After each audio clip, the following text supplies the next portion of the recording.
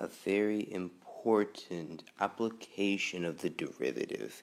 Now that we've learned how to take derivatives of lots of different functions and we've learned shortcuts and cool things like that, now we're going to be focusing on the applications of the derivative. Why are we taking derivatives? Why is it important to know how to take a derivative? What can we do with our new calculus knowledge? That's what the whole applications of derivatives thing, that's one of the main idea behind it. And this video focuses on the maxima and minima related to those two things, or as they would call it, critical points, right? The critical points on this relates to the derivative function, and we'll talk about things like inflection points in a later video. But this, for the moment, this video is simply about maxima and minima. Hopefully you remember what maxima and minima are. Hopefully you remember. If you don't, then maxima is when your curve reaches a high point, like there. That'd be the maxima. Or minima is when your curve reaches a low point, like there. So we are going to find the locations of various maxima and minima on particular graphs, and this is the main idea that will help us learn, that will help us perform these maxima and minima calculations. Max and min abbreviations occur when the derivative is zero. And what will be more of a help to us is the converse of this, actually, that when the derivative is zero, there are maximums and minimums, maximums or minimums, which actually technically, isn't exactly true, because you could have a point of inflection, actually. Point of inflection is possible, ideally, if your derivative is zero, but you won't run into those too often, and I'll discuss that in a later video. But points of inflections is something else to watch out for. But the main idea, what you should take away from this page, is that when the derivative is zero, it will probably be either a maximum or a minimum. So the derivative function will give us zero when you plug in a particular value of x. Why is it giving us zero for that particular value of x? Probably because on the original function's graph, at whatever x-coordinate we're talking about, there's probably a minimum or a maximum. Probably why you get the zero in the derivative function. So here's the first example, really simple one. F of x equals x squared. Where are the maximums and or the minimums on this function? So, where do we start? Well, finding maximum and minimums, they occur when the derivative is zero. Okay, well, first let's take the derivative. So what's f of x equals x squared? What's the derivative of that? Right, well, the derivative of x squared is 2x. So, where is 2x going to be equal to 0, right? When the derivative is equal to 0, that's when we actually have the maximum and the minimum. So let's find when the derivative is equal to 0. 0 equals 2x. X equals 0. This is when the derivative is 0. The derivative is 0 at x equals 0. Okay, so that means that at x equals 0, on the original function, there must be either a maximum or a minimum. Now, it doesn't tell us whether it's a maximum or whether it's a minimum. So that part is kind of left. You don't really know. So it doesn't provide you a complete answer to the question. Is x equals 0 maximum or minimum? That's when the second derivative test comes in handy. So the second derivative test, basically we take the second derivative now. So let's say our new function, we're doing second derivatives now, so our new function is going to be, I'll write it down here. F double prime of x equals 2, right? So what you do now is you plug in the point, or the x coordinate, into your second derivative function.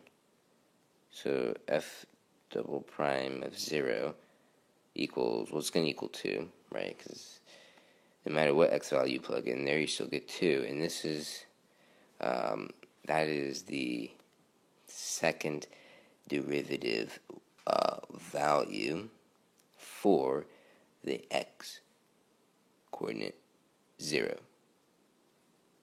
And so, what does this tell us? Well, this is a positive number. Positive number. When the second derivative test gives you a positive number, that means that the whatever's going on here, is it max or is it minimum on the original function? When it's positive, the second derivative test is positive, that means that there's going to be a minimum. Perhaps opposite of what you would think. You might think positive would be maximum, but no. Positive means minimum. Because the second derivative test is really about concavity and whether a function is concave up and concave down. So that's the reason why positive second derivative means a minimum. And so we know that this is a minimum. So to review, here we took the derivative and got 2x. Then we found out when x equals, or when the derivative function equaled 0, we got x equals 0. So we found out where there was either a maximum or a minimum in that way. But then we had to find out which one it was. Was it a maximum or was it a minimum? So we did the second derivative test, took the second derivative, plugged in the x coordinate into the second derivative, and looked at whether our output was positive or negative. And the fact that it was positive told us that it was a minimum. And so you can sum that up, so to speak, by saying that the second derivative test, how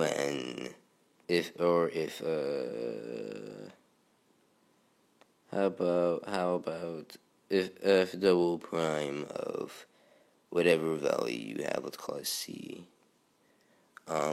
is equal to a positive number, there is a min. Whoa. There is a min. If f double prime of c equals a negative number, there is a max. And this is kind of how we can sum it up. So this is how you find out if the number you get, whatever x coordinate you get from the first derivative, it tells you, oh, this is either a maximum or a minimum. But how do you know if it is a maximum? How do you know if it is a minimum? Using the second derivative test. And this is how it works. So, using what I've just explained, hopefully that made sense. Why don't you try to take a shot at this incredibly complicated example? I'm actually not being sarcastic. Well, I mean, it is not incredibly complicated, but it's not easy. This is not an easy example. Realize that. So, take a shot at it. See if you can find where there are maximums and where there are minimums for this function. And if you can, then you are amazing. You are awesome at what you do. You are awesome at math. So take a shot at it, and then I'll do the problem afterwards, so we can see if you were indeed correct. Pause the video and come back after you try to do the problem.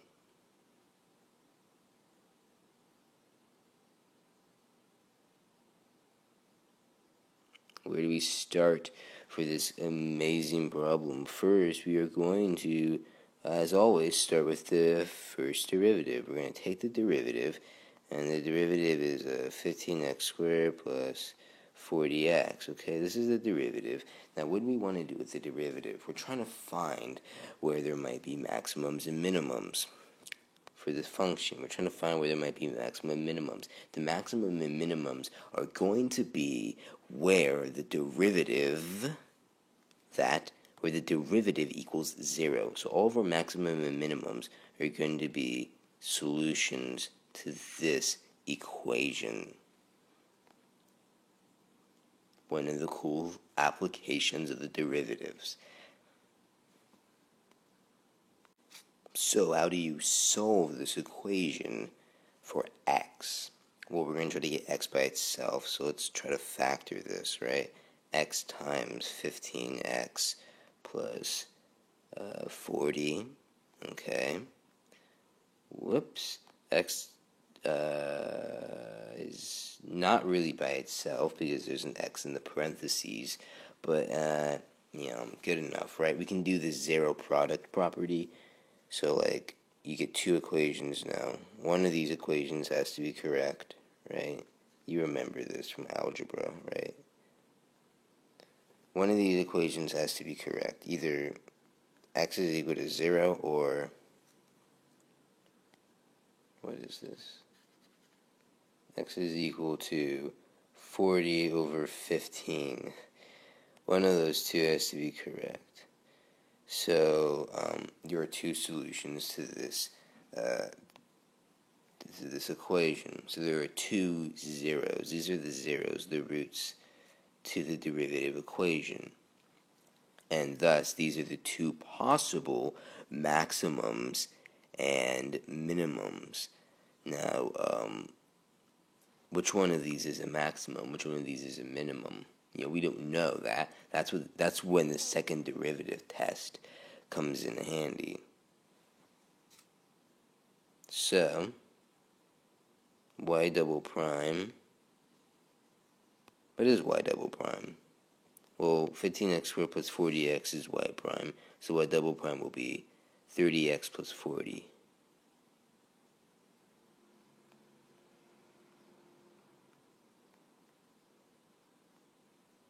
x plus 40 is y double prime. So now we can simply just we'll do the whole plug in the point thing, right? So what point are we talking about? There's 2 points we're talking about. X equals 0, the x equals 0 point, and the x equals 40 over 50 point. You might say that's not a point, that's just an x value. Well, yeah, the points would actually be 0, 0. Of course, the y coordinate is x. The y coordinate is 0, right? Because what did I just write? No, 40 over 15 comes first. Of course, the y coordinate is 0 because we're finding the zeros of the derivative function. So these are the points on the derivative function, as you see here. If we're talking about the point, if you want to know the points on the regular function, then you actually would have to plug in 0 and plug in 40 over 15. You actually have to plug those x coordinates into the original function, and you can find it. It's not difficult at all. But these are the x values. 40 over 15, x equals 0. And those are the values we're working with, and we're going to do the second derivative test on each of these to see which is a maximum and which is a minimum. So you put y double prime of, let's start off with 0. Y double prime of 0 equals 30 times 0 plus 40, which is like a positive number. It's a positive number. That's all that matters, right? So although it's 40, right? It's a positive number, so that means you're going to have a minimum, right? That's what the slide way back here was telling you. When you have a positive number, there's going to be a minimum. That was the point of this slide, so you'd understand what the second derivative test really meant. I went a page too far. Okay, so that was the first 0 we got. Now let's do the other 0. 40 over 15. Woohoo. 30 times 40 over 15. 40 over 15 comes... There's supposed to be a negative sign there. I just noticed that. Because when you have here, you put 40 over to the other side and it becomes negative, and then you do the division. So there's supposed to be a negative sign there. So, whoops, I just noticed that. Okay, yeah, so there's a negative sign here. 30 times negative 40 over 15 plus our constant of 40, and you get something negative. 30 over 15 is 2. 2 times negative 40 is negative 80. You have a negative 40. So it's a negative number. What does that mean? That means that you have a maximum. So at x coordinate 0, you have a minimum. At x coordinate negative 40 over 15, you have a maximum. And it's pretty cool. And that's basically the whole idea. So, if you want to find out what the maximum of a particular function is, you just take the derivative of the function, and then you can solve for the zeros of the derivative function, and then the zeros are either maximums or minimums, or perhaps point of inflections, maybe. But and you can find out whether it is a maximum, whether it's a minimum, or whatever, using the second derivative test, as I just did here on this page. And I did 2 examples here. First example with y equals 5x cubed plus 20x squared minus 20, or minus 70. And then the first example is simply f of x equals x squared. And of course, this stuff actually makes sense if you think about it. If you come at it from a different perspective, this makes sense. I just want to reiterate that. So, like, f of x equals x squared, it's obviously a happy face parabola, and it looks like that. So it makes sense that apparently there is a maximum / minimum, one of the two, at x equals 0. It makes sense that there is one, because this is according to the graph of this, of f of x equals x squared. It looks like there is one, actually. So the algebra, the calculus, and the geometry graphing here, they match up. And then second derivative test actually tells us that it is a minimum, which, yeah, I would agree with that. I think the graph also supports the idea that the parabola has a minimum there. So realize that those the geometry side and the calculus side, they support each other. So this was a look at maxima and minima and how to find them using calculus, of how to find the maxima and minima of really crazy functions. More videos to come. Okay, there you go.